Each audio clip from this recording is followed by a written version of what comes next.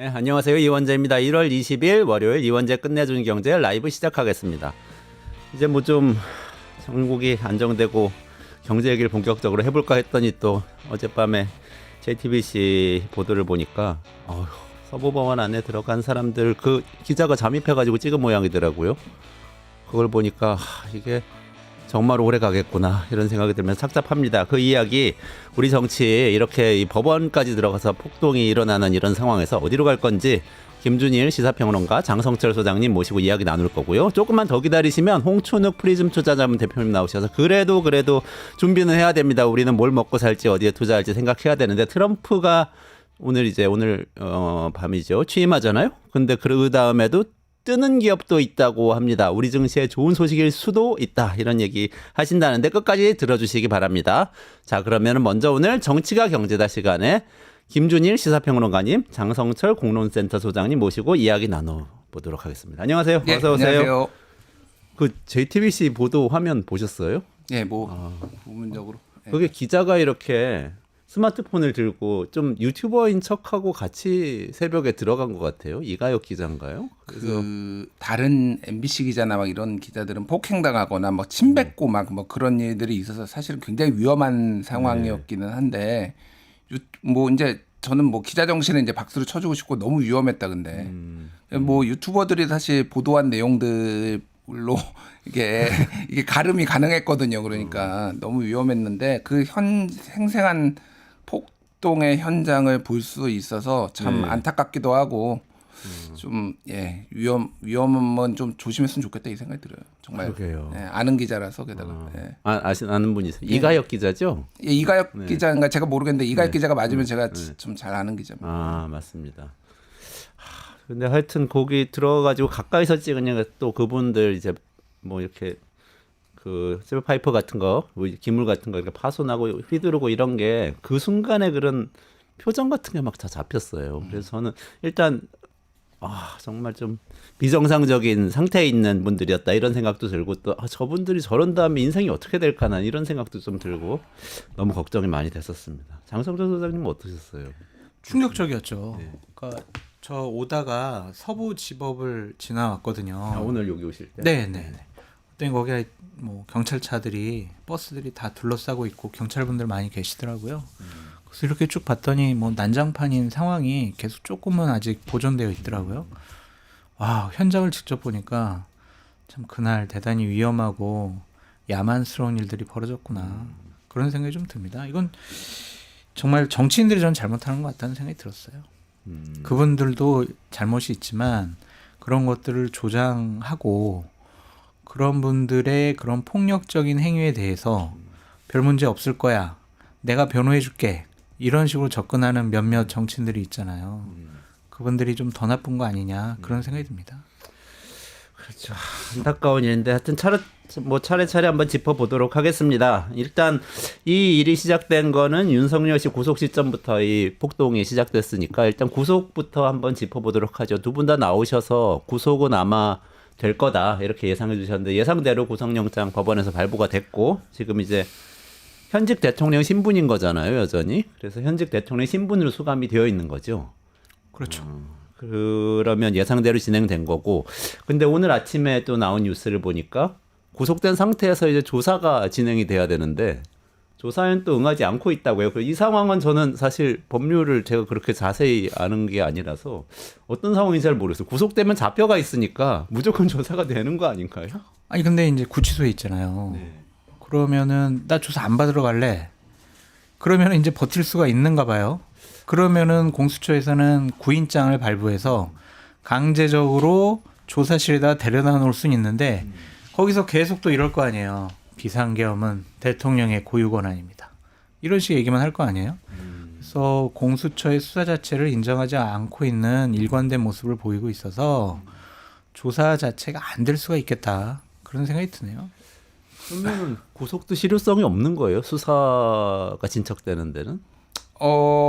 일단은 신병을 확보하는 게 저는 매우 중요했다고 보는 게, 그러니까 두 가지 의미가 있는 것 같아요. 하나는 수사를 좀 진척시키기 위한 것이 있는 거고, 이게 지금 저 안에 있었으면 관저 안에 있었으면은 자유롭게 본인이 원하는 대로 메시지도 내고 사람도 만나고 증거 인멸도 하고 또 상황에 따라서 전략도 바꾸고 이럴 수 있는데 이 체포가 된 상황이면 구속이 된 상황이면 그게 어느 정도는 제한되잖아요. 그러니까 접견 자체도 이제 변호인만 할 수 있어요. 심지어 네네네. 이제 가족도 지금 증거 인멸의 우려가 있어서 가족들도 지금 못 만나게 지금 이렇게 뭐 한다라고 하잖아요. 그러니까 그거가 하나 있는 거고 또 하나는 이제 나라가 매우 위험해졌었잖아요. 그러니까 내란 선동을 계속 하고 있고 그런 상황이다 보니까 그거를 좀 일정 정도는 중단시키는 그럼에도 불구하고 지금 이 사태가 지금 벌어졌는데 어쨌든 뭐 이게 사실 윤석열이 검사 시절에 했던 본인의 수사 방식을 생각을 하면은 네네. 참 기가 찰 노릇죠. 최근에 이제 기사도 다시 나오기 시작했는데 네.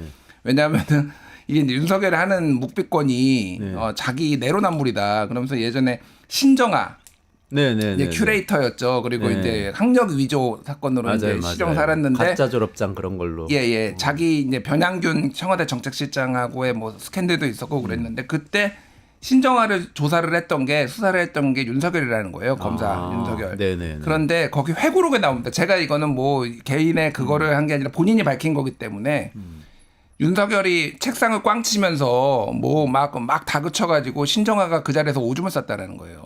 그거를 신정아 씨 회고록에 나와. 예, 신정아 본인의 회고록에 나. 그 윤석열이 사실 예, 뭐, 예.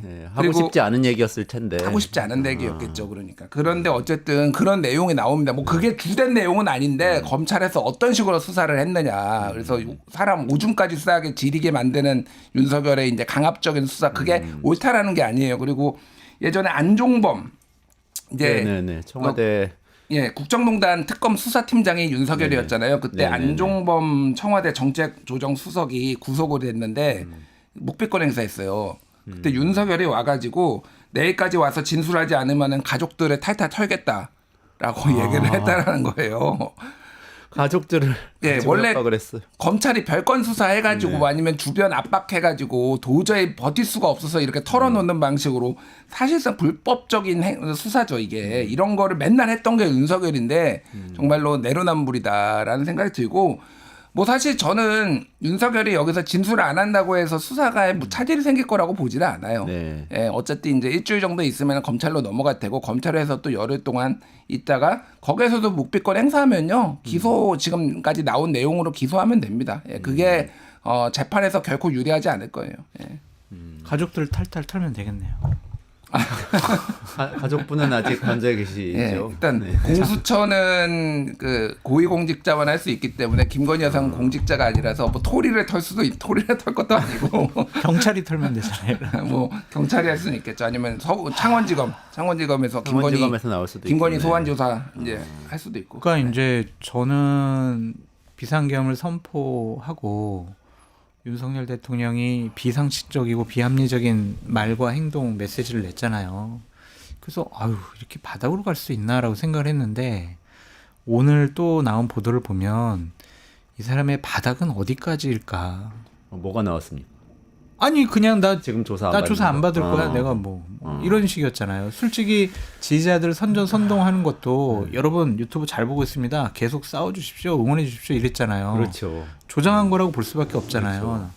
나라를 내전으로 몰고 갔다. 내란이 아니라 내전으로 몰고 갔다 그렇게 볼 수가 있는데 어떻게 현직 대통령이 저러한 일을 할 수가 있을까? 정말 바닥이 끝을 모르는 것 같다. 그런 생각이 드네요.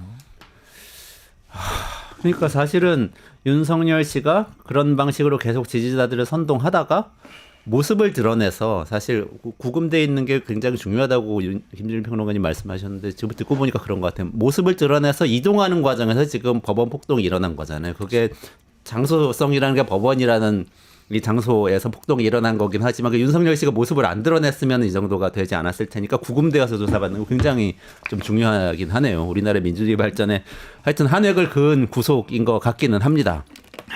그럼에도 불구하고 지금 많은 분들이 우려하는 게 법원이 이렇게 그 폭력에 의해서 제대로 망가진 적은 사실 제 기억에는 없었던 것 같아요. 예전에 뭐 대학생들이 법원 점거하고 그런 적은 있었어요. 학생 시위 많이 할 때. 그런데 그거는 그냥 뭐 로비를 점거하고 이런 거였지. 그 JTBC 영상을 보니까 들어가가지고 막 법원의 서버에다가 물 붓고 안에 있는 창을 깨고 아무개 판사 나와 그러면서 판사실까지 들어갔잖아요. 7층까지 올라가서 판사실에 들어가고 어디 숨은 것 같아 하고 막 수색하러 다니고 이런 게 다 나왔단 말이죠. 이건 어떻게 앞으로 헤쳐나가야 되나요? 대단히 충격적이었어요. 대한민국은 법치주의 국가고 법에 의해서 대한민국이라는 사회가 유지되는 거잖아요. 그 법을 만드는 것은 입법부고 그것을 집행하는 게 사법부인데 그 판단의 권위를 우리가 판사들한테 줬잖아요. 그거를 인정하지 않겠다 그러면 사회의 질서가 유지가 될 수가 없어요. 모든 범법자가 나 저 판사 나 이 판결을 저렇게 했어 때려 부숴야지 막 죽여야지 이러면은 어떻게 나라가 온전할 수가 있겠어요. 그렇죠. 그래서 저는 대단히 이게 나라가 망해가는 가장 큰 징조가 아니냐 자꾸 그런 생각이 들더라고요. 그래서 상당히 우려스럽고 걱정이 되고 참 이러한 일을 벌이는 데 있어서 그냥 원흉으로 볼 수밖에 없는 윤석열 대통령이 참 저렇게 존재하는 것만으로도 나라의 큰 불행이 아니냐 좀 그런 생각이 들었고요. 어쨌든 좌우, 이념, 진영을 떠나서 지지하는 정당을 떠나서 사법부의 판결에 대해서 저런 식의 폭력적인 행위는 무엇으로도 정당화될 수가 없고요. 저런 짓 하면 안 돼요. 그래서 제발 좀 다치는 분들도 계시잖아요. 경찰관들 막 피 흘리고 막 이런 모습도 충격적으로 봤는데 공권력에 대한 도전은 엄중하게 진압을 해야 된다. 그렇게 말씀을 드리고 싶습니다. 이것까지는 경찰이 예상을 못한 것 같아요. 어제 대응하는 걸 그럴 것 보니까. 같아요. 조금 저는 뭐 너무 미미하게 대응한 거 아닌가 하는 생각이 들다가도 네. 설마 했겠지 경찰도 들어올 것까지는 생각 못했겠지. 그러니까 이제 쭉 한번 조금만 더 얘기할게요. 얼마 전에 김민전 의원이 국회에다가 백골단 소개시켜줬잖아요. 물론 본인 사과하긴 했지만 며칠 전에 석동현 변호사가 극우 보수 우파들 행사를 하는데 백골단들을 단상에 올려가지고 또 거기서 우리 이 청년들 하면서 소개를 시켜줬어요. 그 뒤에요? 국회에서 뒤에도, 막 비판받고 나서 그 뒤에 석동현 변호사가 계속 네, 백골단은 네. 계속 있었다고. 그때 자기들 이름도 바꾸고 뭐 해산하겠다는 얘기도 있고 그랬는데 안 그랬어요. 거기서 우리 백골단이 앞으로 뭘 어떻게 하겠습니다라고 단장 같은 사람이 나와서 얘기를 하더라고요. 근데 그거를 석동현 변호사가 이런 식으로 봐요. 그 석동현 변호사가 지금 윤석열 대통령의 변호인이잖아요. 그렇죠. 대변인 격으로 활동을 하고 있고 윤석열 대통령이 지시하고 조장했다고 그렇게 볼 수밖에 없어요. 그러네요. 윤석열 씨가 대리인을 시켜서 백골단 등을 동원해서 계속해서 선동을 했다. 그렇게 볼 수밖에 없는 정황적인 상거들이 너무나 많은 거예요. 충격이에요. 그러니까 이게 옛날의 사례에서 좀 이게 비춰보자면은 약간 언제까지 갈지는 모르겠지만 상당 기간 내전 상태로 갈 수도 있겠다. 내전이 내전. 꼭 총을 꼭 들어야지만 내전이 아니거든요. 이게 이제 프랑스 얘기를 좀 해볼게요. 네. 프랑스에 1934년 2월 6일에 폭동이 일어납니다. 그래가지고 그때 이름들이 뭐 이를테면 청년 애국당, 무슨 프랑스 행동, 그래서 뭐 재향군인의 뭐 우파 민병대 이런 사람들이 이 의회를 믿지 못하겠다고 하면서 의회에 난입을 해요. 1934년이면 좀 그게 중도 좌파 정부였죠. 중도 좌파 프랑스가. 정부가 네네네. 있었죠. 그러니까 그러니까 우파가 폭동을 일으킨 셈이네요. 우파의 이제 시민들이 폭동을 일으킨 거죠. 이게 그래서 실제 지금 판사 잡으러 다녔잖아요. 그것처럼 의원들을 다 잡으러 다닙니다. 의회 들어가서. 의회 들어가서 의원들을 다 잡으러 다니고요. 이제 방마다 들어가요. 그래서 여기에는 의원 없음 이렇게 팻말 같은 것도 붙여놓고 방마다 다 다니면서 이제 폭동이 일어났어요. 그러니까 근데 이 사람들 다 본인들이 나라를 구한다고 생각했어요. 1934년에 그래서. 근데 이후에 이제 무슨 일이 벌어졌냐면 그때의 보수 정당이 뭐였냐면 공화연맹당이란 데가 있었어요. 여기가. 네네네. 여기가 이제 온건 보수, 네. 온건까지는 아니고 그러니까 이런 극우하고는 좀 선을 그었거든요. 근데 이 극단주의 움직임을 본인들이 지켜봅니다, 그냥. 본인들이 지켜보고요. 그런 다음에 비판을 하질 않았다. 막질 않았다. 비판을 하기는 했는데요. 굉장히 교묘하게 양비론적으로 절대로 폭력 안 된다 이런 게 아니라 예를 들면은 오죽하면 들어갔겠냐. 뭐 지금 많이 들리는 얘기 예, 같은데. 굉장히 유사하죠. 오죽하면 계엄했겠나. 예, 그리고 이런 얘기. 공화연맹당 의원들도 상당수가 여기에 활동을 하고요. 그리고 나중에 이제 영입을 해요. 또 이 청년 애국단 이런 사람들 영입을 합니다. 아 그래요? 폭동 예. 일으킨 사람들을 정당으로 영입을 해서. 영입을 해요. 그러면서 이제 이게 모호해지는 거예요. 그러니까 이게 그러면서 이제 국정조사 같은 것도 일어나고 하는데 그거를 사실상 이 공화연맹당 의원들이 다 무력화시키고요. 막 이런 상황이 벌어지고 이게 그래서 한 6년 뭐 이렇게 가요. 이게 이 사태의 여진이. 그러다가 모두가 알지만은 이제 독일이 침략해가지고. 아 맞아요. 네. 네. 34년에 폭동이 일어났으니까 한 몇 년 있다가 예, 독일이 예. 침공을 했네요. 예. 한 10년 안 돼서 이제 네. 예, 독일이 침공을 해가지고 이 사태가 자연적으로 종식이 되는데 그 공화연맹당에 있었던 사람들이 상당수가 BC 괴뢰 정부로 들어갑니다. 아. 예. 극단적으로 하거든요. 극단적으로 이 정당에 있었던 사람들이 폭력을 옹호했잖아요 이미. 네네네. 그러니까 그렇게 가가지고 나중에 이제 프랑스가 해방되고 나서 상당수가 처형당해요. 그리고 이게 그리고 당 자체가 이제 완전히 없어지고 이제 뭐 이런 상황을 겪고 당명 바꾸고 뭐 이런 상황을 네. 겪고요. 제가 지금 이 사태를 지켜보면서 우리나라에서도 굉장히 비슷한 이 사실상의 내전 같은 상황이 벌어질 수도 있겠구나. 왜 그러냐면요. 메시지 제가 읽어드릴게요. 권성동은 경찰은 그러니까 공식적으로 국민의힘에서 폭력 안 된다는 얘기가 나와요. 그러면서도 경찰이 과잉 대응 폭력 행위에 대한 진상을 규명하라. 경찰이 지금 과잉 대응해가지고 지금 이게 나왔다라는 게 권성동의 주장이고요. 아니 경찰이 피 철철 흘리는 장면을 우리가 다 봤는데. 예, 그리고 정진석 비서실장은 폭동인지 비상조치인지 국민이 판단할 것이다라고 얘기를. 그건 예. 진짜 너무 심한 양비론이다. 예. 그리고 뭐 김재원은 아스팔트 십자군들에게 경의를 표한다. 그건 양비론이 아니고 완전 예. 편들었네요. 그리고 석동현은 벌금 내주겠다. 뭐 이런 얘기를 했고요. 예, 황교안도 무료 변론 해주겠다. 이거는 지금 거기 폭동으로 잡힌 사람들 지금 얘기하는 거예요. 지금 80몇 명 체포됐다는 사람들. 네. 그런 얘기하고요. 윤상현은 뭐 이거 많이 보도가 됐는데 폭동이 일어나기 전에 오후 5시 반인가 그때 한 17명이 서부지법 담을 넣어요. 네. 그 사람들이 먼저 체포가 돼요. 아 그때는 구속 심사 중이었던 때잖아요. 심사 중이었으니까. 네, 아직 결론 안 나왔을 때. 그러니까 이미 심상치 않았던 거죠. 그래가지고 그때 이제 이 몇몇의 이런 사람들이 집회에 있었던 사람들이 윤상현한테 문자로 이렇게 이거 어떻게 하면 좋겠냐. 그러니까 담을 넘은 젊은이들이 있는데 아마 곧 혼방될 거다.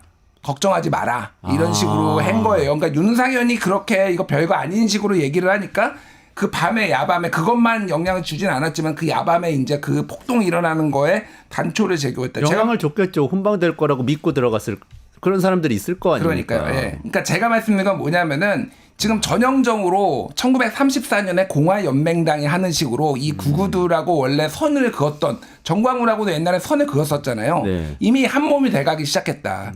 근데 그 결말은 그 정당은 매우 비참했다. 뭐 이렇게 말씀드릴게요. 예. 그러니까 폭력은 안 된다는 얘기를 권성동 원내대표가 국민의힘 공식 입장으로 발표를 하긴 했는데 그 다음에 따라 나온 말들을 보면 양비론이다. 지금 이렇게 해석하시는 거죠. 그래서 이제 이 후안 리츠라는 스페인의 이제 정치학자가 충실한 민주주의자가 있고 로얄 데모크라트 그리고 세미 로얄 데모크라트 이걸 한국어 번역을 하면 표면적으로만 충실한 민주주의자인데 전형적으로 이거예요. 그러니까 겉으로는 뭔가 그러면 안 돼라고 하지만 경찰이 먼저 이거 친 거 아니야? 이를테면 이들은 애국자야. 이런 거를 하는 것 자체가 사실은 파시즘에 복무를 하고 있다 지금. 근데 이게 이제 상당 기간 나라를 혼란으로 이끌 거예요. 그러니까 이런 식으로 책임 있는 게다가 이런 여당이 어떤 당이 이렇게 하면은. 아니 이게 국민의힘의 전체적인 분위기라고 봐야 되나요? 어떻게 봐야 돼요, 장 소장님? 그렇게 봐야 될 것 같아요. 그래요? 그러니까 왜 경찰은 민주노총 등 그러한 단체가 시위했을 때보다 훨씬 더 과격하게 진압을 했느냐. 그리고 또 하나는 명찰 없는 다수의 경찰관들이 동원된 것은 납득할 수가 없다. 이런 식의 얘기를 또 해요. 그러니까 이것도 음모론이 되겠죠, 곧. 안 그래요? 누가 이제 명찰 없는 경찰관을 누가 거기다 투입했냐? 이거는 또 다른 쪽이다. 누가 경찰의 지휘를 주면서 같은 편이라고 하면서 폭력 시위를 조장한 거 아니야? 경찰이나 그런 사람들이 잘못이야 라고 분명히 어딘가 또 음모론 제기할 거예요. 그런 식으로 집권 여당의 원내대표가 얘기한다라는 것은 저게 이제 대선을 앞뒀기 때문에 우리 측을 옹호하기 위한 것이다라는 것을 넘어선 것 같아요. 그러니까 합법적인 공권력 행사에 대해서 부정하는 얘기를 하는 거잖아요. 그럼 가만히 있어요, 경찰들이? 집단적으로 담 넘으려고 그러고 폭력적인 시위하는데 가만히 있어요? 그리고 제가 뉴스를 보니까 집회 신고를 안 했다면서요. 안 했죠. 안 하면 또 원천 봉쇄를 해야 되는 봉쇄해야죠. 건데 원래는. 그리고 그것도 안 한 건데 사실. 방패 뺏어가지고 찍는데 그럼 가만히 있어요? 그렇죠. 정말 그런 것들을 양비론으로 몰고 가는 것은 대단히 부적절하고 잘못됐다라고 말씀을 드리고요. 그동안 민주노총의 시위에 대해서 저는 그분들의 시위에 대해서 뭐 찬성을 하는 입장은 아닌데 그분들의 시위에 대해서 국민의힘과 권성동 원내대표가 그동안 했던 발언들을 한번 보시라고요. 이거 이율배반적인 행동과 얘기가 과연 그러니까 지지율이 자꾸 올라가서 저도 참 당황스러운데 그런 것이 옳다라고 계속 생각할 수밖에 없는 상황. 그 점이 더 국민의힘의 몰락을 가져올 수 있지 않을까 그런 걱정이 좀 듭니다. 그러니까 전통적으로 법의 권위를 중시하고 헌법을 지켜야 된다고 얘기하고 이 불법 세력은 엄단해야 된다고 얘기하는 세력은 보수 세력이었잖아요. 근데 지금 뭔가 바뀐 것 같아요. 그러니까 제가 이제 그 오늘 얘기하는 거의 상당수는 어떻게 극단적 소수가 다수를 지배하는가 이게 어떻게 민주주의는 무너지는가의 후속작. 그 레비스키. 예, 레비스키. 이제 뭐 워낙 유명한 책이고 책이죠. 한번 읽어보셨으면 좋겠는데 네. 굉장히 이렇게 정당이 극단적으로 되는 경우가 이제 두 가지인 거예요. 하나는 본인들이 집권할 장기적으로 집권하기가 어렵다고 생각할 때. 그럴 때 이런 일이 벌어지고 또 하나는 저쪽 당이 집권했을 반대 진영이 집권했을 때 우리가 이루어놓은 모든 시스템과 체제를 다 완전히 다 파괴하거나 완전히 변화시킨다고 했을 때 그러면 본인들이 그동안 쌓아왔던 기득권이 다 기득권이든 어떤 이익이라는 게 본인이나 아니면 본인을 지지하는 세력들의 기득권이 무너진다고 했을 때 이렇게 극단적으로 민주주의를 부정하는 행동이 나타난다는 거거든요. 지금 약간 두 가지가 다 어느 정도 있는 것 같아요. 물론 뭐 대선 가보면 이길 수 있다라고 하지만은 근본적인 공포는 지금 대선 가면은 내란 정당에서 이길 수 있겠느냐. 최근에 지지율 뭐 상승으로 고무가 됐지만 이 공포가 있는 거고 또 하나는 민주당과 이재명이 집권했을 때 우린 다 죽어.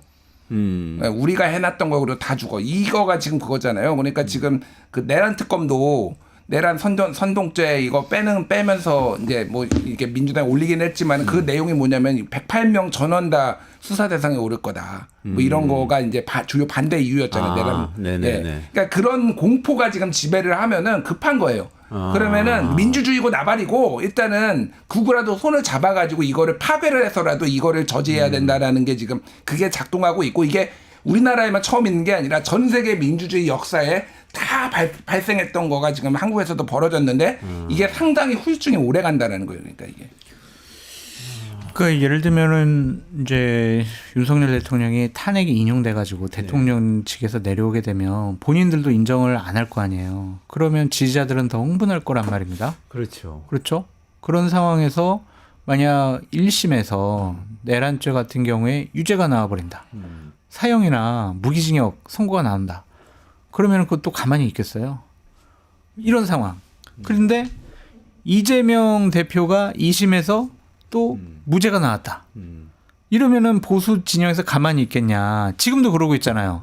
왜 이재명은 구속 안 하고 윤석열은 왜 구속하냐 이런 거거든요.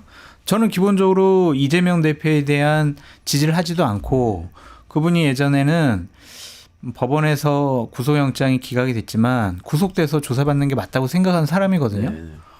그런데 이거는 혐의 자체가 정도의 차이가 너무 심하잖아요. 위증교사, 뭐 다른 뭐 대장동 여러 가지 일들, 백현동 그거랑 내란죄랑 이 비교가 가능하냐? 그거를 등치시켜 놓고 왜 우리는 구속하고 이재명은 구속 안 해?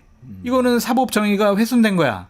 이런 식으로 접근하고 있잖아요, 지금 국민의힘에서. 그렇죠. 예. 그건 옳지 않은 것 같아요. 맞지 않은 것 같아요. 이러면은 아마 양쪽에서 더 많은 지지자들을 동원해서 원치 않는 판결이 나왔을 때 나라가 더 많이 혼란스럽고 위험스러울 수 있겠다. 그런 생각이 들더라고요. 김준일 평론가 말씀하신 내전 같은 상황이 계속 이어질 수도 있는 거 아니에요? 이런 다행인 식으로 게 보면. 우리는 총기 소지가 안 돼가지고 정말 다행이지. 총기 소지 됐으면은요 벌써 이제 나라가 난장판이 됐을 것 같다는 생각이 들어요. 저러한 물리적인 폭력적인 행동을 사전에 진압을 하고 엄격한 법 집행에 대해서 엄중함을 보여주지 않으면은요 만만하게 볼 거란 말이에요. 지지자들이. 그렇죠. 뭐 가서 법원 때려 뽀개도 나 벌금 나오고 나 그냥 무료 변론 해주고 누군가가 벌금도 대신 내주고 훈방 조치되고 그러면 법에 무서움이 없을 거 아니에요. 그러면은 이제 더 과격한 폭력적인 행위가 나올 수밖에 없죠. 그래서 집권 여당에 계신 분들이 절대로 이 부분에 관련해서는 양비론으로 가서는 안 된다라고 다시 한번 말씀드립니다. 말씀하신 그 부분, 그러니까 지금 막 사실은 윤석열 의원이 훈방될 거다 얘기하고 네, 황교안 네. 전 총리가 뭐 이거는 나중에 무료 변론해주고 이런 얘기들이 사실 다 부추긴다는 거잖아요. 그건 폭력 행위 부추기고 있다. 그래서 걱정이 된다 그런 얘기인데 일단 근데 경찰은 엄정한 수사를 하겠다 지금 얘기를 하고 있어요. 전원 구속하겠다고 하고 해야죠. 그리고 배우까지 수사하겠다 이렇게 얘기하고 있고 최상목 대행도 시간은 좀 뜸은 들였는데 결국에는 엄정 수사를 해야 한다 이렇게 얘기를 해서 이제 수사를 시작을 할 건데 그러면은 이 수사 전망은 어떻게 보세요? 지금 당장 현행범으로 체포된 사람을 넘어서서 그 배우라고 할 수 있는 극우 유튜버들이 계속했던 행위들 그리고 어떻게 보면 그 국민의힘 의원들이 개별적으로 했던 행동들 이런 것까지도 수사 대상이 될 수 있을까요? 될 수 있죠. 될 수 있고 저는 이게 뭐 이제 실제 어떻게 기소가 되고 어떻게 법원에 가서 이게 판결이 나올지는 모르겠어요. 그런데 일단은 이 87명인가? 이 사람들은 그러니까 격리를 좀 해야 되는 상황인 것 같아요. 제가 보기엔. 예. 그러니까 이 사람들이 지금 구속이 안 되고 훈방이 돼가지고 돌아다니면은 이거를 훈장처럼 여길 거예요. 내가 여기 들어가 봤다. 그렇죠. 이렇게 이런 식으로. 그래서 예, 일단은 체포를 하고 구속을 한 다음에 구속 기소까지 해가지고 이들이 안에서 밖에서 돌아다니지 못하게 하고 이게 그러니까 뭐 이게 좀 더 이렇게 강하게 나가면 오히려 이게 좀 격화되는 거 아니냐 염려하시는 분들도 있는데.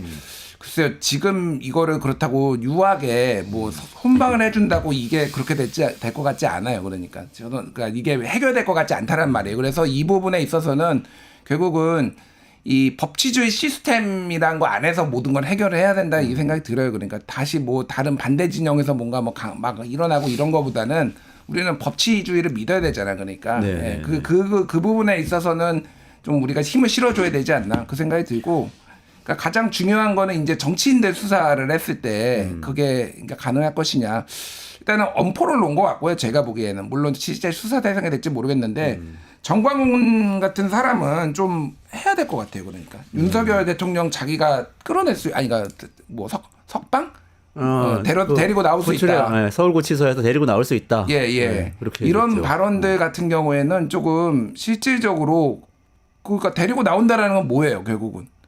변론을 잘해가지고 데리고 나온다는 게 아니잖아요. 그 사람은 지금 우파 진영에서 그거 중에 총사령관이라고 부르는 거잖아요. 이름부터 총사령관이에요. 그러니까 총사령관이라고 예. 실제로 불러요? 본인을? 총사령관이라고 다른 우파들도 예를 들면 막 신혜식이라든지 신혜 한수에 막 이런 사람들이 총사령관님이 명령하셨어. 우리 나가야 돼. 이렇게 얘기를 해요. 지금 정광훈은 목사가 아니에요. 지금 사령관이니까 군대 사병 조직 같은 거에 우두머리 같은 거고 네. 거기에 이제 이름들이 다 무슨 반공 청년단 그래서 뭐 군대 조직처럼 지금 산하 조직 막 이렇게 엉성하게는 있지만 이런 거잖아요.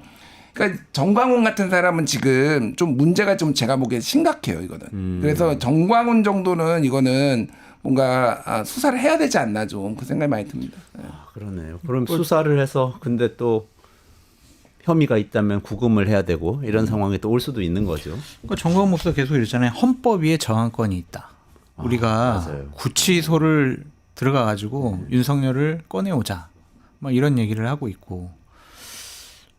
어쨌든 선전선동하는 거잖아요. 이게 폭력적인 행동을. 근데 이런 사람을 가만둔다라는 것도 좀 웃기는 것 같고 이 유튜버들도 메이저리그와 마이너리그가 있는 것 같아요. 아 그래요? 이번에 보니까 어떻게 다릅니까? 메이저리거에 우리가 보통 보는 고성국, 신혜식 이렇게 100만 이상 되는 분들 중에 일부는 발을 빼더라고요. 아 그래요? 네, 아유 그래도 폭력적인 시위는 아닌 것 같아요. 네. 라고 밝히는 건데 마이너리그에 좀 있는 사람들은 이번 기회가 내가 뜰 수 있는 기회다라고 생각해가지고 현장에 가서 되게 현장 생중계하고 자극적인 발언들을 많이 하더라고요. 그런 분들은 대단히 위험한 행동을 했다. 그래서 그렇게 이 유튜브를 이용을 해가지고 많은 극렬 지지자들을 응집을 시키고 폭력적인 행위를 선전선동하는 사람들. 국회 내에서는 지금 윤상현 의원 같은 경우에는 제명 결의안하자고 민주당에서 냈거든요. 그러니까 그렇게 어떠한 조치들이 취해지지 않으면은 지지율이 지금 오르고 있잖아요. 국민의힘 같은 경우 오늘 리얼미터만 봐도 상당히 올랐던데 그거에 힘을 받아서 내 말이 맞지. 더 세게 나갈 가능성이 있어요. 김재원 같은 경우에는 성전이라는 표현까지 썼잖아요. 그래서 이게 사회의 다각도에서 법률적으로 정치적으로 그다음에 정광훈 목사 같은 경우에는 교회에서 교회 뭐 한국 장로교회인가 거기서도 좀 뭐 목사직을 제명한다든지 아니면 뭔가 조치가 필요하지 않을까 그런 생각이 좀 듭니다. 목사의 행위가 아니잖아요, 저거는. 목사로서 하는 일이라고 볼 수는 없죠. 없어요. 지금 저는 대단한 그냥 선전선동가예요, 그냥. 그러니까 아까 김준일 평론가님 말씀 주셨던 프랑스의 그 극우 단체 1934년에 이렇게 의회를 습격했던 그 단체 수장 같은 역할을 지금 그분이 맞습니다. 전 씨가 하고 있는 거죠. 맞습니다. 아, 좋습니다. 조금 넘어가서요. 그러면 지금 그 아까 여론조사 얘기를 하셔서 네. 여론조사 지금 흐름하고 정치권의 대응 좀 여쭤보고 싶어요. 일단은 여론조사가 지금 장 소장님 말씀하신 대로 국민의힘 지지율이 자꾸 높게 나와서 더 지금 국민의힘이 극단적으로 대응하는 것 같기도 하다. 이렇게 말씀 주셨는데 이걸 어떻게 봐야 될까요? 그러니까 그냥 지금 보면 국민의힘의 이제 지지율만 보면 오늘 리얼미터가 46.5, 민주당이 39.0이에요. 오차 범위 밖으로 지금 국민의힘이 앞서 나가고 있고 이해 못할 수치들은 좀 있어요. 광주 전라에서 국민의힘 지지율이 27.4%가 나왔어요. 그러니까 이런 것들. 역사상 그런 적이 없지 않아요? 그리고 이제 10대에서 30대까지도 국민의힘 지지율이 민주당을 앞섰어요. 그리고 중도가 지금 거의 똑같이 붙었어요. 민주당 41, 국민의힘 39예요. 이런 수치를 보면 이게 과연 정상적으로 맞는 수치인가라고 의심할 만한 여러 가지 포인트들이 있는데 저는 이렇게 보수 지지자 과표집에 대해서 동의하지 않는 사람이었거든요. 왜냐하면은 내가 적극적으로 지지하니까 적극적으로 응답하는 거 아니야? 그런 사람들은 결국에는 투표장에 나가서 투표하는 적극적인 투표 행위자야라고 생각을 하고 진보 측에서는 대답을 잘 안 하는 게 나는 이번에 뭐 민주당도 안 좋고 이재명 대표도 안 좋아서 나 이번에 응답 안 할래. 나 투표소도 안 갈래. 이럴 수 있다고 생각을 해서 과표집에 대해서는 상당히 좀 부정적인 생각을 갖고 있었는데 이번에 보면은 상당한 수준으로 과표집이 됐다라고 볼 수밖에 없는 게 보수가 376명인데 진보가 224명이에요. 와, 차이가 많이 나네. 그 리얼미터인가요? 리얼미터예요, 지금. 그러면은 원래는 140명, 150명 정도가 1000명 대상으로 하면은 보수가 더 많이 응답을 했단 말이에요. 근데 이것이 적극적인 지지층이 더 훨씬 늘어난 건지 아니면은 민주당에 대한 실망을 민주당 지지층이 진보층이 한 건지 그거는 따져봐야 하겠지만 상당히 이런 상황에서 이례적인 여러 가지 수치들이 나오고 있어서 읽기가 너무 힘들어요. 여론조사 수치를 읽기가. 그러니까 그래도 진보 보수가 우리나라에서 50대 50이나 뭐 55대 45 어느 쪽이든지 이 정도 나오는 거는 네. 뭐 용인을 할 수 있는데 방금 거는 한 65대 35 되는 것 같은데. 그렇죠. 그거는 아직 안 돼. 그거는 그러니까요. 신뢰하기가 어려워. 그렇다고 리얼미터가 진보 측 사람들 답변을 못하게 하거나 아니면 조사를 안 하거나 그렇지 않았을 거 아니에요. 그건 아니지만 지금 전화 받는 사람들의 이 뭐랄까 정서가 굉장히 그렇죠, 지금 극단화돼 그렇죠, 있다고 볼 수도 있죠. 우리도 다 마음이 좀 안 좋잖아요. 그 사태 최근 이후에. 열흘 동안 흐름을 보면 이러한 흐름이 지금 강화되고 있다 이렇게 봐야 되겠죠. 김준일 평론가님 어떻게 보세요? 조사 결과 많이 보시잖아요. 굉장히 이제 잘 설명해 주셨어요. 잘 설명해 주셨고요. 뭐 호남 지지율이 국민의힘이 한 주 사이에 지금 말씀하셨다시피 잠시만요. 이거 하도 헷갈려가지고 27.4%가 나오는데 한 주 사이에 9.5% 포인트가 뛰었거든요. 호남 전체. 국민의힘 지지율이 27.4% 광주 전라에서 네네네네. 보통 이제 10%가 안 나와요. 네. 예, 예. 이게 그렇지. 이게 사실 그래서 원래도 좀 과잉대표돼 있는 건 맞는데 그래서 말씀하신 대로 이게 이념적으로 할당을 하진 않아요. 이념 성향을 할당하지 않습니다. 그래서 먼저 차버리면은 그 지역에서 지역별 할당, 세대별 할당이 있으니까 더 안 하거든요. 그러면 보수 지지자들이 적극적으로 응답을 했다라고 이제 볼 수밖에 없는 것들이 상당히 많은 것 같아요. 이 정황에 대해서. 그럼에도 불구하고 이제 민주당에서는 조금 고민이 좀 필요한 시점인 것 같습니다. 그러니까 이게 그냥 단순히 민주당, 그러니까 국민의힘의 보수 과표지 때문에 이게 모든 게 일어난다라고 보기에는 민주당의 지금 어떤 스탠스가 제가 보기에는 오락가락 하는데 한쪽에서는 더 강하게 나가야지 얘기를 하고 있고, 맞아요. 예, 한쪽에서는 이거 좀 위험하다 얘기를 하고요. 그게 위험하다라고 얘기를 하는 건 예를 들면은 뭐 무슨 민주파출소 만들고 이제 전용기 의원이 가짜뉴스 뭐 카톡 검열 논란 뭐 이런 것들이 굉장히 불안감을 좀 중도 지역이 그런 중도 성향의 사람들이 적극적으로 응답을 안 하고 좀 뒤로 빠지고 응답을 안 해버리고 그리고 보수 성향이 더 적극적으로 하고 뭐 이런 트렌드가 나타나는 건 맞는 것 같거든요. 무슨 얘기냐면은 지금 중도 사람들의 가장 큰 우려는 뭐냐면은 이게 나라가 지금 한 2년 반 윤석열이 잘못해가지고 이렇게 됐는데 앞으로도 이렇게 난장판이 될 것 같은 약간 우려? 이런 게 굉장히 커요. 그러니까 다른 걸 떠나서 무슨 뭐 그런 걸 떠나서 이 혼란이 빨리 좀 종식되면 되고 또 막 이렇게 뭐가 다 계속 싸우고 그런데 지금 민주당이 지금 이게 세게 발언들이 나오는 게 그런 불안감을 조금 자극하는 거죠. 그러니까 다 고소고발하겠다 이렇게 하면은 이게 그래서 전략적으로 옳은 것인가? 진영을 결집시키는 데는 민주당이 그게 옳은데 저는 조금 뭔가 좀 위험한 거다 이 생각이 드네요. 네. 그러니까 지금 입장이 바뀐 게 어떻게 보면 민주당이 어떻게 보면 저는 보수 정당 역할을 해야 되는 시점인 것 같기도 하네요. 안정감을 줘요. 그러니까요. 일단 헌법 질서를 지켜야 된다 그렇죠. 이런 얘기를 해야 되는데 그건 원래 보수주의자들이 하는 얘기인데. 그런데 하여튼 뭐 전용기 의원은 아니라고 그럴 수 하지만 카톡 검열, 국민의 표현의 자유, 언론의 자유를 침해하는 거 아니야? 이런 식의 선전전이 통했다라고 볼 수밖에 없는 것이고 민주파출소에서 여러 가지 제보가 들어와서 고소고발을 했는 것이 대부분이 이재명 대표에 대한 가짜 뉴스라고 본인들이 생각하는 것들을 이제 고소고발했단 말이에요. 그럼 그게 뭐냐? 그런 것에 대한 비판도 상당히 국민들은 나올 수가 있을 것 같고 과연 이재명 대표가 사법적인 리스크를 갖고 있으면서 재판을 질질 끌면서 조기 대선을 왔을 때 이재명 대표가 대통령이 되면 나라가 윤석열 정권 시대보다 나아질 수 있을까? 그런 생각도 고민하고 있는 것 같아요.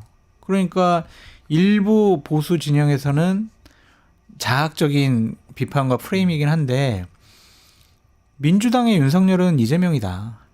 이재명 대표가 대통령 되면 윤석열 대통령보다 더한 짓을 할 수도 있다. 이러한 막 얘기를 하기 시작을 하는 거예요. 그럼 그것에 대해서 아니에요라고 하는 것을 해야 되는데 지금 민주당이나 이재명 대표 측을 보면은 되게 걱정되고 우려스러운 것들.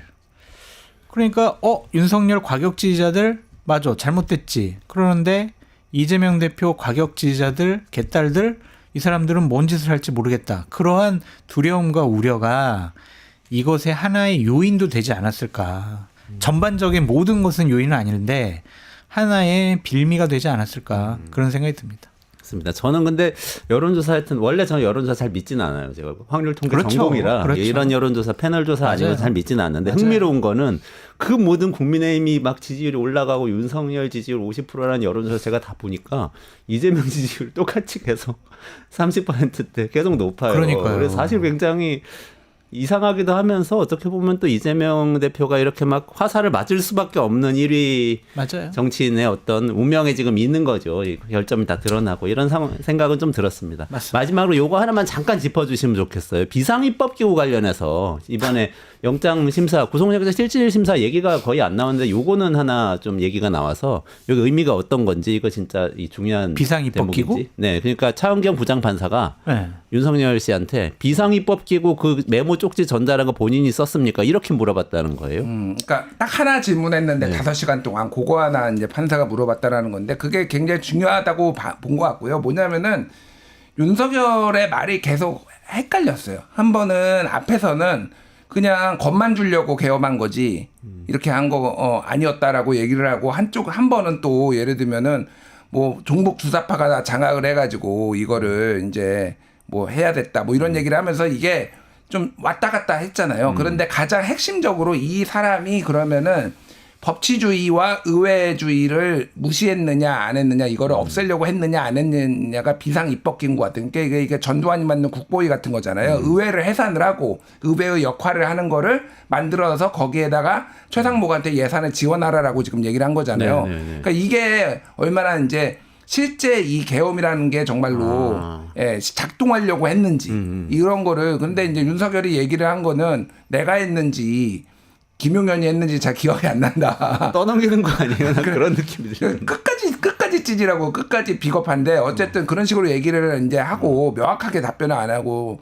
그래서 뭐 오늘 박범계 의원은 차라리 내가 정신이 헷가닥한 것 같다라고 했으면은 구속 안 될 가능성도 있었다. 뭐 이런 식으로 했는데 어쨌든 그거를 좀 분수령으로 본 것 같은데 그거 답변하는 걸 보면서 아 위험하다. 이 사람은 구속시켜야 되겠다. 좀 확신을 한 게 아닌가 그 생각이 듭니다. 그것도 그렇고 상당히 진짜 태도가 구질구질해요. 자꾸 부하들한테 미루고. 그러게요. 그때 포고령도 그렇잖아요. 김용현이 잘못 뺏겼었어요. 막. 맞아요.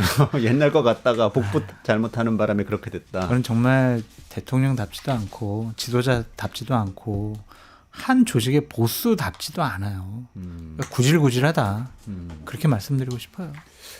이게 수사 진행되다가 마지막으로 이 지금 김용현 씨하고 그 사령관들하고 다른 그 내란 주요 임무 종사자들과 이 내란 우두머리로 지목된 윤석열 씨하고 좀 진술이 엇갈리면서 그렇죠. 파탄이 날 가능성도 있을까요?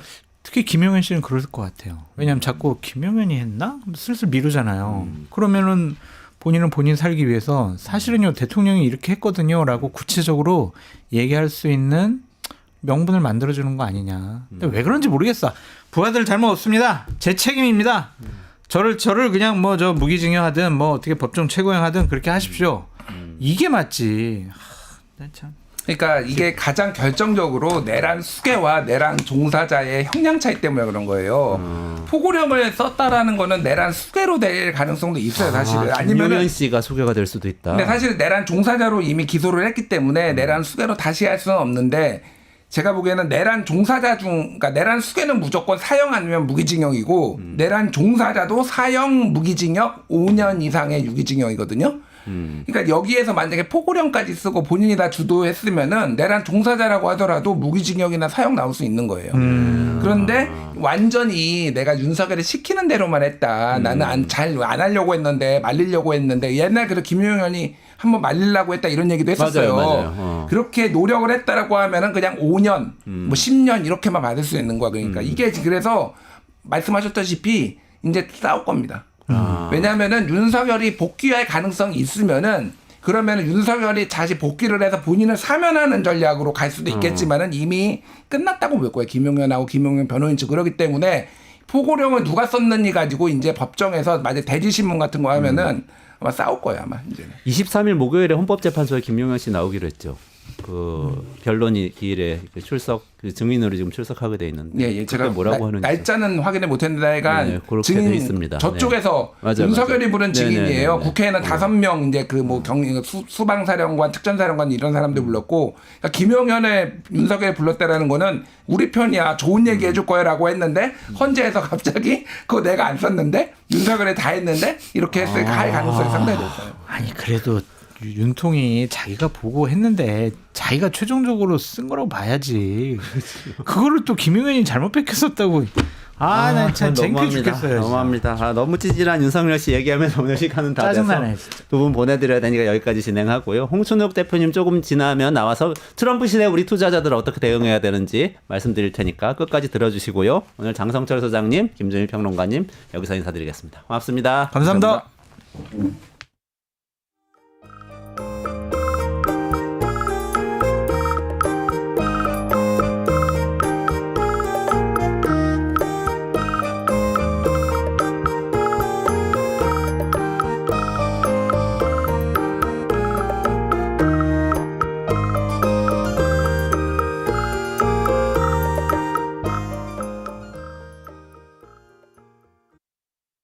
유튜브 구독하고 실시간 채팅과 댓글을 남기시면 매일매일 7,000TTCO를 드립니다.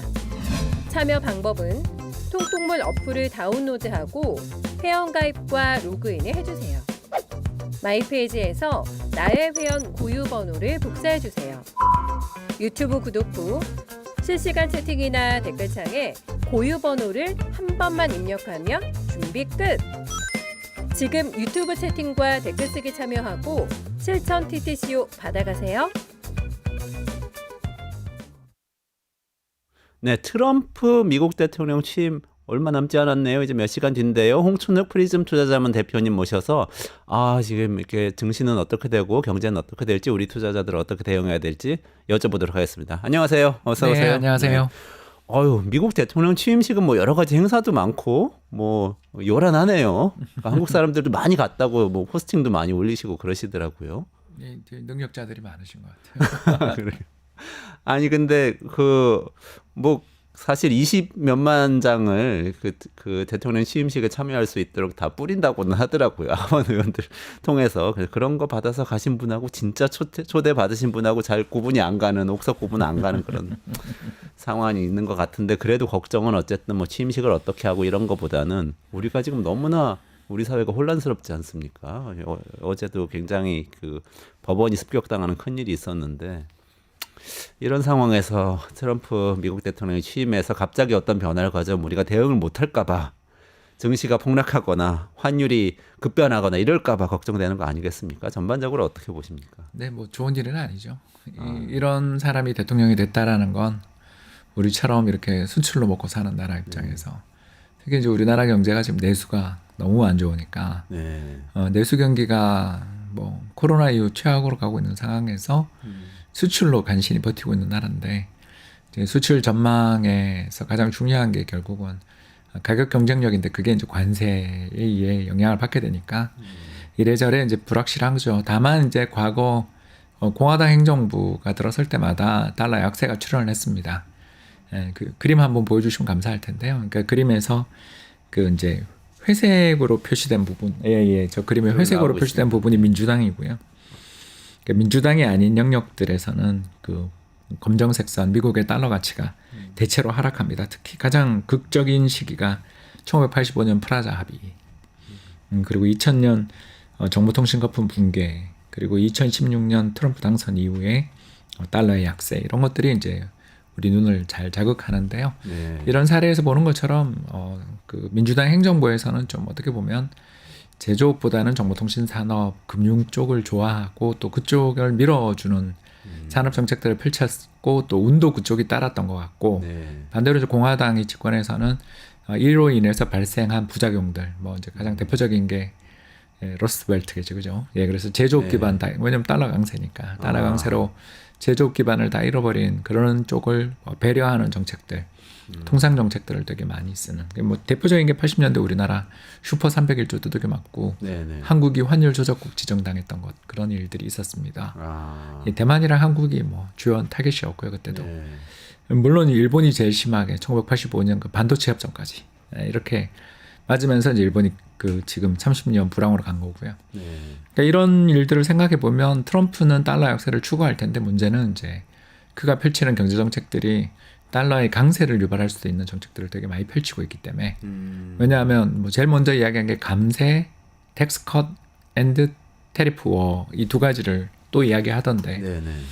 그러면 이 둘 다 인플레이션을 자극할 소지가 있는 정책이고 인플레이션을 자극하는 정책들은 결국 미국 금리를 올리잖아요. 근데 관세도 세금인데 감세라고 하면은 국내의 세금은 낮추고 이게 외국에 수출입할 때 그 사람의 이제 주장이죠. 올린다? 그 사람의 주장이죠. 그러니까 전체 미국 GDP에서 수입 비중이 10% 정도인데 이거에 세금을 걷어서 법인세랑 그 개인소득세를 감세해주겠다 그러는데 근데 이제 미국의 전체 그 텍스 구조, 그 세금 조세 수입 구조에서 관세가 5% 미만이거든요. 근데 이거를 올려서 그걸 하겠다라는 거니까 말이 안 되는 정책이죠. 그러니까 이렇게 말이 안 되는 정책들을 펼치니까 금융시장이 여기에 이제 굉장히 예민한데요. 그림 한번 좀 보여주시면 감사하겠는데요. 이제 미국의 국채 금리랑 나스닥 지수를 함께 한번 그림에 저 빨간 선이 미국 국채 금리고요. 파란 선이 미국의 나스닥 100 지수가 되겠습니다. 한눈에 볼 수 있지만 미국 경제 좋고 미국 주식시장 좋은 거 알지만 특히 이제 나스닥은 금리에 굉장히 민감한 시장이라는 걸 한눈에 알 수 있어요. 그래서 정부 정책 금리 인상될 때는 나스닥이 좀 조정받고 또 금리 인상이 멈춰지거나 인하될 거라고 생각될 때 나스닥이 뛰어오르고 그러는데 지금 현재 흐름만 놓고 보면 파월 의장이 금리 인하해 줄 것 같지가 않단 말입니다. 그렇죠. 왜냐하면 경제 지표가 너무 잘 나오니까. 당장 뭐 실업률 다시 4.1까지 내려가고 거기다 미국 고용이 26만 명씩 나오는 중이고 이번에 소매 판매 특히 그 변동성이 큰 휘발유나 뭐 이런 걸 제외한 소매 판매 이런 거 보면 0.7% 정도 전월 대비. 그래서 작년 미국 GDP가 아마 3%가 넘을 것 같단 말이에요. 네, 엄청난 호황이네요. 예, 거기에 이제 소비자 물가 상승률은 또 안 떨어져서 3.2. 그러면 3% 성장률에 3% 물가. 그렇죠. 명목 성장률이 한 6%, 7% 나오는 건데 그러네요. 정부 정책 금리 4%가 높은 건가? 그러네요. 예, 그러니까 그게- 명목 성장률보다 이렇게 금리가 훨씬 낮은데 또 뭐 인플레이션율이 3%인데 실질 금리 1%밖에 안 되는데 굳이 여기서 금리를 인하해 줘야 되나? 제가 연준 의장이라면 저는 올해 금리 인상을 고려할 것 같은데 왜냐하면 경기가 과열되고 있는 징후가 보이니까. 그러네요. 예, 뭐 당장 뭐 코인 시장만 봐도 예, 그 가격 변화가 좀 너무 심하잖아요. 특히 뭐 트럼프 코인 이런 거. 맞아요. 예, 뭐 아무 멜라니 내용 없는- 코인 뭐 이제 저희들은 이제 이런 걸 밈코인이죠, 예, 다. 밈코인, 알트코인이라고 부르는 건데 이제 그쪽이 이런 식으로 가격이 움직인다라는 건 이걸 죄송한 이야기지만 투기판이라는 거잖아요. 네. 그냥 시장이 투기 과열돼 있는 상황에서 몇만 프로씩 수익이 그렇게 나는 게 눈앞에서 뭐 몇 조 원이 왔다 갔다 하는데 이게 정상적인 시장인가? 그런 상황을 뭐 근데 이제 연준이 이게 옳다 그르다를 판단할 능력들이 없을 때 그냥 할 수 있는 정책은 쿨다운. 그냥 좀 냉각시켜줘. 이게 뭐 버블인지 아닌지는 알 수 없으니까. 연준 입장에서 난 저기 시장이 좀 이상한 것 같아. 1월달 이제 1월 말에 FOMC가 열리는데 거기서 나 금리 인하 안 할 것 같은데 이렇게 한마디만 하면 또 시장이 식을 수도 있는 그런 상황이고 이제 이걸 트럼프는 굉장히 싫어하겠죠. 왜냐하면 이제 작년 그 미국 대선 앞두고 트럼프가 그 파월 의장한테 뭐라 그랬냐면 당신이 11월 달까지 금리를 동결한다면 당신의 임기를 마치게 해주겠다. 그렇게 얘기했죠, 맞아요. 이에 7월 17일 날 그 유명한 비즈니스 위크와의 인터뷰에서 그 사람이 그런 이야기를 했어요. 그런데 9월, 11월 두 번 다 금리 인하하고 심지어 12월도 금리 인하해서 100bp를 인하해 준 다음에 자기 집권하자마자 금리 동결한다? 난리 나겠죠. 이게 이런 게 걱정인 거죠. 지금 조금 여러 가지 전 몇 가지 혼란이 있는데 홍 박사님이 몇 가지 좀 여쭤봐도 됩니까? 그러니까 일단은 미국 경제는 실질 3% 성장에 물가 상승률 3.몇 %라고 하면 6.몇 %의 사실 금리를 가져갈 수 있는 여력이 있을 정도로 경제가 호황이다, 좋은 거다 이렇게 말씀하셨는데 주가는 또 떨어질 가능성이 높다는 거잖아요. 그 주가가 너무 급하게 오른 거 아닌가? 너무 급하게 오른 거 아닌가? 오른 왜냐하면 것이 아닌가, 경제의 그 전에. 명목 성장률이 6%면 기업의 매출도 그 이상 늘 거 아닙니까? 네네네. 왜냐하면 상장된 기업들은 경쟁력이 더 세니까. 네. 그렇겠죠, 그죠? 그렇죠. 네, 상대적으로. 명목 성장률보다 기업들의 매출이 늘어나죠. 그러니까. 그렇죠. 경제 성장률이라고 하면 동네에 있는 무슨 피자 가게까지 다 포함한 성장률이니까 그런 거죠. 뭐 이제 또 약간 집계도 다르지만 아무튼 이런 걸 종합해 보면 미국의 작년 4분기 실적도 굉장히 잘 나오는 거고. 그래서 안 그래도 그냥 가만히 금리 놔뒀어도 주가는 좋았을 텐데 거기에 금리를 1%포인트나 인하했다. 이건 실책 아니냐. 너무 많이 올랐다 주가가. 예, 그러니까 저기 파월 의장이 큰 실수를 한 게 아닌가. 그러면 파월 의장이 이렇게 큰 실수를 했다라면 파월 의장은 이제 후회를 하고 있는 것 같은데 요새 말하는 게 달라졌죠. 작년 12월부터. 그러면 12월도 동결했어야 되는데 또 왜 인하했나? 결국 그 9월에 금리 인하를 그것도 0.5% 포인트나 했던 게 연쇄적인 어떤 부담을 계속 주는. 그러니까 이제 그 파티가 과열되면 술잔을 치우는 게 연준의 역할이라고 옛날에 그렇게 이야기하잖아요. 처럼 술잔을 치워야 되는데 더 수를 갖다 줬단 말이에요. 작년 9월에. 네. 왜냐하면 8월에 주가 폭락한 거에 놀라서. 네. 그러니까 일시적인 주가 폭락에 놀라 금리를 너무 과격하게 인하해서 주식에 투자하는 사람들에게 어떤 신호를 줬냐 하면 파월은 주가 폭락에만 하면 금리를 인하해 줄 거야. 아, 예, 그 그린스펀 풋처럼 아. 파월 풋을 확인했잖아요. 그러니까 이제 투기판이 됐죠. 사람들은 안심하고 투자해도 되겠다. 그렇게 막 주가 조금만 들어가게 빠지면 금리 인하해 줄 거야. 아. 저 사람은 저런 사람이야. 근데 그러면 지금 상황에서 트럼프가 이렇게 취임을 하잖아요. 근데 말씀하신 대로 연준이 쿨다운 하려고 이제 금리를 만약에 기준금리 올리고 이런 조치를 한다고 하면 그럼 어떤 일이 벌어지나요? 트럼프는 관세를 올리고 연준은 금리를 올리고 이렇게 되면 어떻게 예, 그렇게 됩니까? 되면 이제 중화되겠지만 대신 우리가 이제 힘들겠죠. 우리는 네, 우리 시장 입장에서 좋은 일이 아니죠. 제가 오늘 그 시간이 부족할 것 같아서 네네네. 가져온 그림 중에 제일 뒤쪽으로 가면 달러 가치랑 코스피 차트가 있는데 네네네. 그거 한번 지금 보여주시면 좋겠습니다. 워낙 중요한 뉴스를 계속 갖고 계셨기 때문에 네, 저기 달러하고 코스피 나옵니다. 예, 저기 나와 있는데 제가 그려온 그림인데요. 보시면 파란 선은 코스피, 빨간 선은 달러 가치입니다. 자, 이제 트럼프가 관세를 인상하고 파월이 금리를 동결하거나 인상했어요. 인플레를 걱정해서. 그러면 달러가 강세로 가겠죠. 왜냐하면 미국의 돈값도 커지고 또 네네. 동아시아 국가들이 네. 관세를 두들겨 맞으면서 저 나라 미래 전망이 어둡다고 생각되면 달러가 강세로 가죠. 달러가 강세 갈 때 이제 저 그림에서 그 빨간 선이 상승할 때 우리 주식 시장이 좋은 적이 한 번도 없죠. 달러가 강세일 때는 항상 돈이 빠져나갑니다. 그러네요. 왜냐하면 그 글로벌 펀드들 뭐 제가 예를 들어서 캐나다 연금 네네. CPPIB의 CIO다 네. 이제 꿈꾸는 자리죠. 거기서 제가 얼마 정도로 운영하고 있냐면 한 500조 정도 운영하고 있습니다. 500조 운영하는 중에 이제 미국에 한 70% 깔고 다른 데 이렇게 쫙 투자를 하고 있었는데 미국이 다시 달러 강세할 것 같아요. 그리고 경고 신호가 올려요. 그러면 이거 저 이머징에 굳이 좀 투자해야 되냐? 저기 이 실장 어떻게 생각해? 이렇게 이야기 안 나는 거예요. 그러니까 야, 이 말 듣고 이거 지금 파는 건 좀 그렇습니다. 이렇게 이야기할 수 있을지 모르지만 사자 소리는 쉽지 않지 않겠어요? 그렇죠. 그러니까 우리가 투자자라면 우리가 전 세계 그 연기금이 한 60조 달러 되거든요. 네. 미국 GDP가 30조 달러니까 그거 2배예요. 아, 예, 글로벌 펜션 펀드들이에요.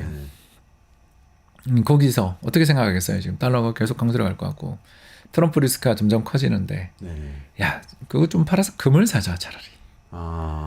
이해되시죠? 예, 그러네요. 예, 왜냐하면 뭐 굳이 특히 트럼프가 대통령 되고 저기 우리 옛날 2018년 하노이 회담 같은 일이 또 벌어지면 기억 안 나세요? 저는 하노이 회담을 잊을 수가 없는 게 그렇죠. 제가 하노이 회담을 보면서 금융업계 그때 이제 증권시장에서 전략가 생활을 그만둬야 되겠다고 저는 결정했거든요. 왜 그러셨어요? 왜냐하면 내가 할 수 있는 일이 없다. 우리끼리 이제 편하게 이제 우리 이야기를 해보자라면 우리가 이제 본부장으로 다시 해요. 네. 자, 하노이에서 저기 북측이랑 트럼프가 만난대. 그러면 이제 우리는 당연한 이성적인 생각을 하자면 어떤 생각을 했냐면 회담 전에 다 말 맞추고 그렇죠. 또 깰 것 같으면 안 만나는 게 서로를 그렇죠. 위해 좋은 거 아니에요? 네, 그렇죠. 그래서 그 전에 다 합의해놓고 가는 거잖아요. 네네네. 예, 그랬는데 가서 야 하나 더 폐쇄해 이러고 깼잖아요. 그때 기억나실지 모르겠습니다만 뭐 영변이랑 2개를 갖다가 맞습니다. 하기로 했는데 하나 더 해. 네. 우리가 저기 위성사진 보니까 이거 하나 더 있는데 해. 이제 이래가지고 깼잖아요. 상대가 들어줄 수 없는 요구를 해서 깨고 그 뒤로 어떤 일이 있었죠?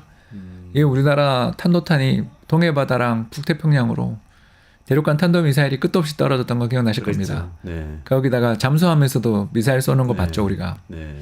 그리고 주식시장은 어떻게 됐어요? 2600포인트가 1800포인트 됐죠. 네. 그랬습니다. 네, 제가 그때 전망이 완전히 틀렸어요. 왜 틀리냐고요? 저는 정상인을 생각했어요. 그렇잖아요. 네. 와, 우리나라 북한과의 리스크들이 좀 되면 코리아 디스카운트가 해소될 거야. 이렇게 좋게 생각하잖아요. 네네네. 근데 우리는 그 뒤로 이제 동해바다에 떨어진 미사일 추진체만 얼마를 받고 북태평양 일본을 더군다나 지나쳐서 북태평양에 떨어진 미사일 추진체를 얼마나 받습니까? 그리고 북한에 있던 우리 건물들 다 부서지는 거 봤죠. 근데 이런 거잖아요. 네. 그렇다면 우리 이머징에 꼭 투자해야 되나? 특히 좀 그렇게 미국이랑 위험한데. 광태포탄을 제일 두들겨 맞게 될 한국, 일본, 대만, 중국 꼭 우리 투자해야 돼? 라고 예를 들어서 우리 저 EM 담당 주식실장님한테 여쭤보면 그럼 대답 못하는 거죠. 예, 이게 왜 작년부터 트럼프 당선되자마자 환율이 100원 떴나? 아니, 그때부터 외국인이 왜 파나? 이런 거에 대해서 오늘 설명을 드릴 수 있는 거죠. 그래서 트럼프는 럭비공이니까 좋은 방향으로 튈 수도 있어요. 저는 그것도 기대해요. 네네. 그러나 그걸 우리가 어떻게 하냐고요. 좋은 방향으로 치는 시나리오는 뭡니까? 뭐 이 북한으로도 잘 될 수도 있죠. 아, 갑자기 북한하고. 평양 방문한다. 아, 그날 주가 한 100포인트 뜨지 않겠어요? 그렇죠.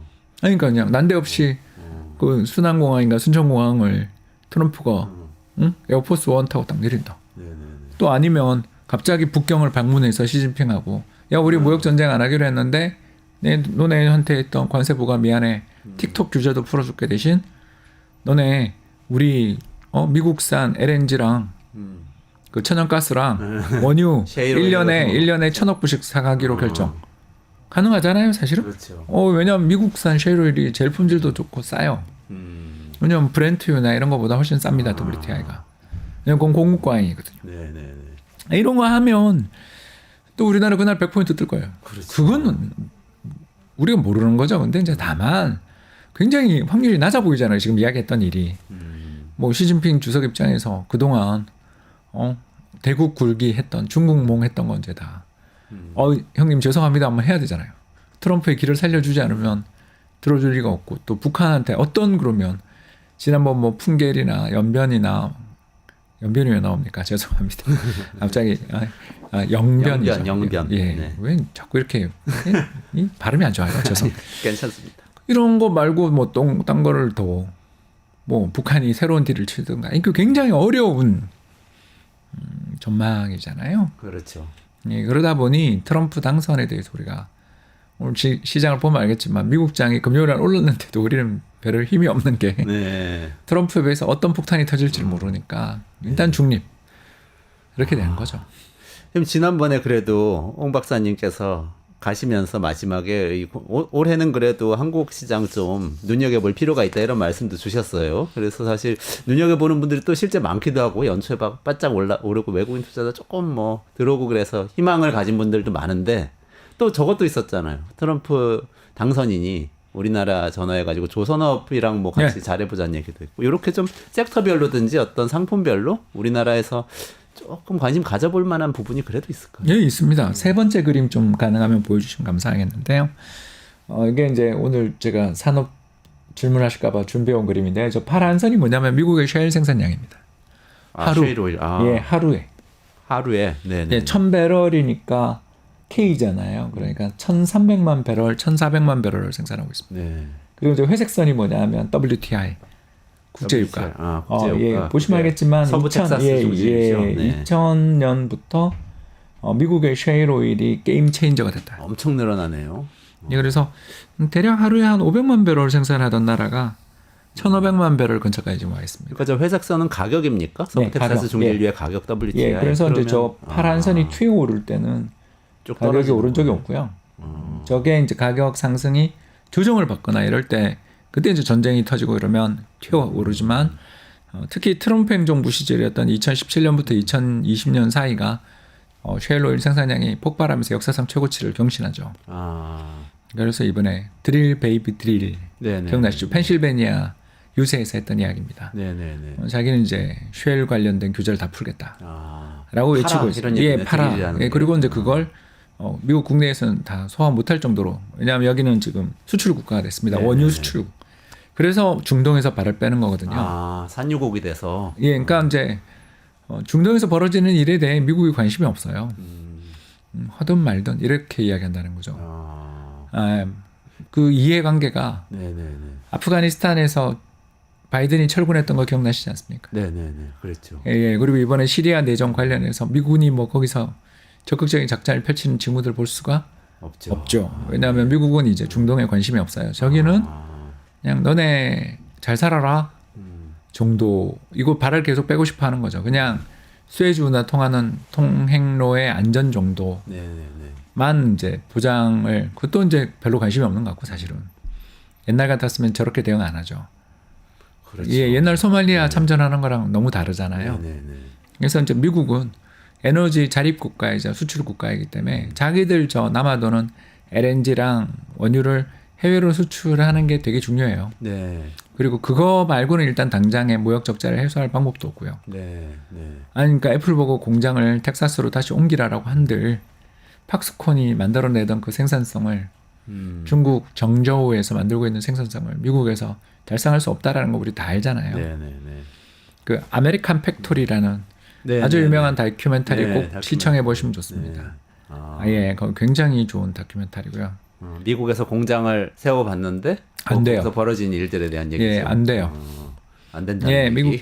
미국 근로자들은 그 제조업을 안 한 지 너무 오래됐기 때문에 두 가지 문제를 다 가지고 있는 거죠. 하나는 숙련을 잃었고요. 두 번째는 소득 수준이 1인당 8만 불인데 다른 데랑 경쟁해서 이기기 위해서는 그 공장에서 보여준 것처럼 1년에 한 2, 3만 불 정도를 받고 일을 해야 되는데 왜냐하면 가격 경쟁력 문제가 있으니까 또 그 사람들의 생산성도 낮으니까 근데 그게 용인이 안 되죠. 그래서 파업으로 들어가는 그리고 그 들어있던 중국 기업이 파업을 파괴하는 컨설팅을 받는 걸로 끝나잖아요. 아, 네네. 그러니까 이 사례에서 보는 것처럼 미국을 뭐 다시 위대하게 만들고 싶은 마음이야. 역대 대통령 중에 누가 없겠습니까만 일단 달러 약세도 만들고 해외 관세도 부과하고 해외 기업들 흘러서 미국에 투자하게 하면 저는 전부 그 공장이 로봇으로 가득 찰 거다. 고용을 늘리기보다는 로봇을 더 늘리지 않겠냐. 그렇게 보고 결국 남아있는 대안이 되는 건 아까 말씀드린 것처럼 그런 로봇에 대한 수요가 늘어날 거고 또 유조선, LNG선, 추진선 또 중국을 쓸 리는 없잖아요. 그 배를. 미국이 예. 산유국이 되니까 유조선이 필요. 예, 엄청 필요하겠죠. 그리고 그 조선 선업하고 그리고 LNG 또 부유식 설비들 이런 것들이 다 필요해지겠죠. 그거는 플랜트입니까? 예, 그것도 되죠. 그리고 미국은 그 LNG 제대로 수출하는 항만도 잘 없는 나라거든요. 그러면은 당장 미국에는 그런 기업들이 많지 않기 때문에 그럼 우리나라 같은 기업에 해당 산업들하고 협업을 강화할 거다. 이런 예, 그리고 또 말씀이세요? 이번에 또 특히 그 중국 선적 배들도 못 들어오게 했잖아요. 네네네. 네, 이런 것들에 대한 투자들이 트럼프 행정부에서 굉장히 많이 되겠고 이제 두 번째가 셰일 오일 생산을 크게 늘릴 거라고 아까 보여드렸죠. 네네네네. 그러면 그 생산된 기름들을 송배전하고 또 특히 화력 발전소를 적극적으로 짓기로 했잖아요. 네네네. 그러면 이제 전력 관련 설비도 예, 그래서 이제 전력 기계 관련돼서 또 변전소 변압기 이런 게 미국에 하나도 없거든요. 네네. 그러니까 그걸 또 중국 말고 생산할 수 있는 나라가 한국밖에 없죠. 우리나라가 강한 분야잖아요. 그래서 산업별로 보면 기계업이 예. 기계 쪽이지요, 다. 예, 그래서 아니 근데 중국이 정말 강한 경쟁자인데 네.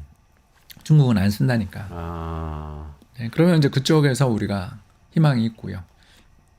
마지막으로 이제 전기차 관련돼서 계속 중국을 블락하니까 네네. 한국 자동차 회사들도 나쁘진 않겠죠. 그렇군요. 특히 그 기아차만 아마 멕시코에 공장이 있을 텐데 네. 이제 멕시코에 관세도 부과하고 그러면 결국 미국 본토에다 생산해야 되는데 네. 그 미국 본토에 그래도 우리가 조지아랑 애틀란타 옆에 또 지금 하나가 이름이 갑자기 알라바마에 네네네네. 우리나라 거대 공장들이 다 네. 들어가 있기 때문에 한국은 뭐 기업들 제조업체들은 적어도 자동차 회사들은 문제 없죠. 근데 문제는 이제 2차 전지 쪽인데 그건 뭐 네. 예, 정말 아니 보조금이 사라지니까. 네, 보조금이 예, 없어요. 전기차 보조금 사라지고 그러면 우리나라 이제 2차 전지 회사들이 미국에 엄청 들어가 있거든요.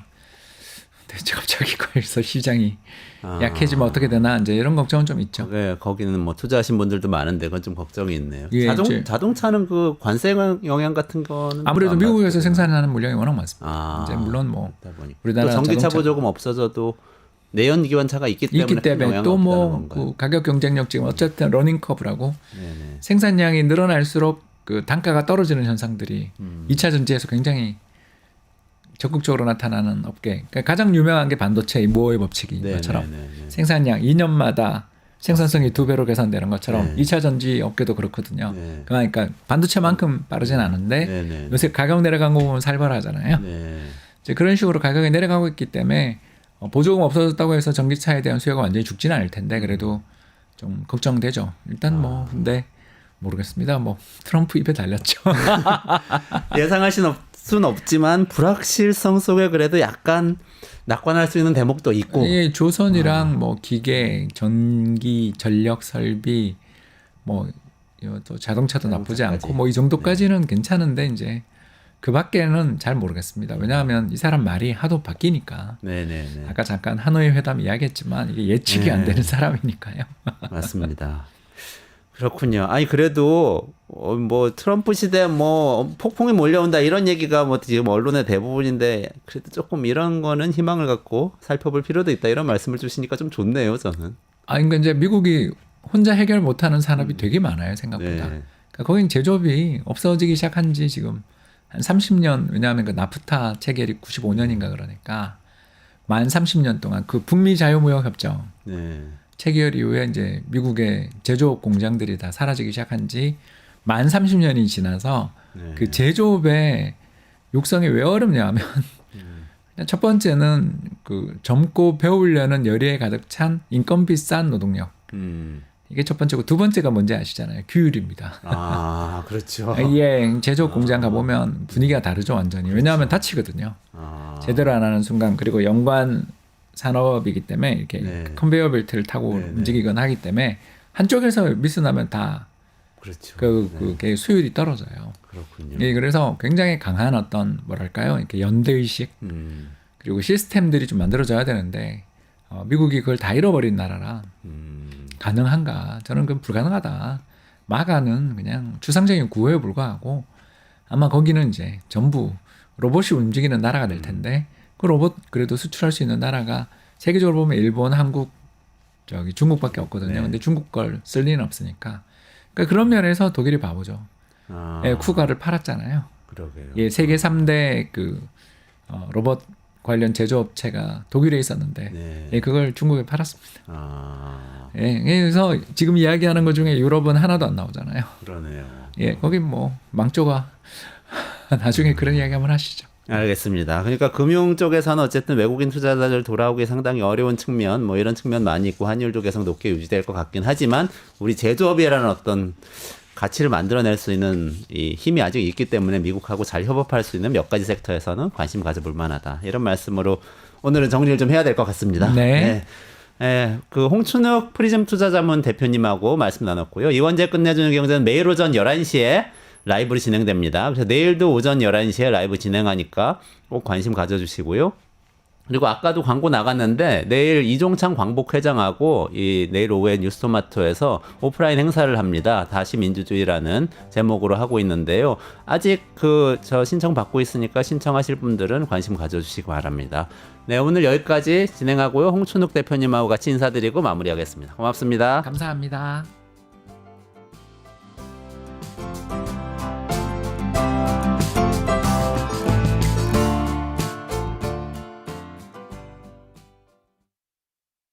유튜브 구독하고 실시간 채팅과 댓글을 남기시면 매일매일 7,000TTCO를 드립니다.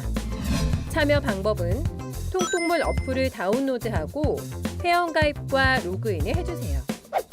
마이페이지에서 나의 회원 고유 번호를 복사해주세요.